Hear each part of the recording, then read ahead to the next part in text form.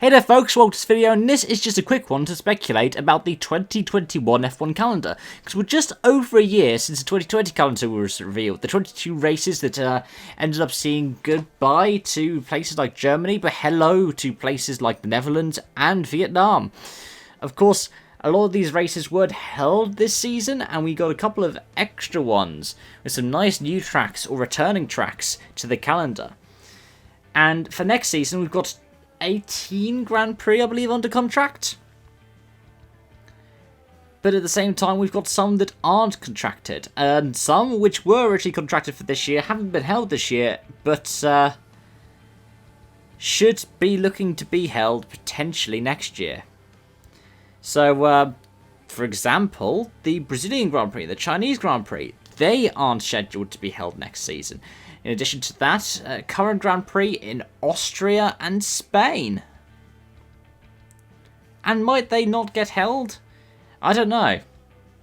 But of course, in addition to that, any of the other one-off races are not, of course, contracted to be held in 2021.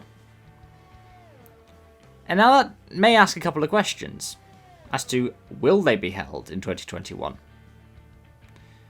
I think F1 looks to have the 22 race calendar as a sort of maximum. Of course, 25 is where the ceiling really is. But I'd say 22 is what they're looking at as a maximum. And looking at the races that aren't under contract, that are typically in a calendar these days, we've got Austria, Brazil, China, and Spain. And I'd be surprised if any of them got dropped. Spanish Grand Prix, maybe.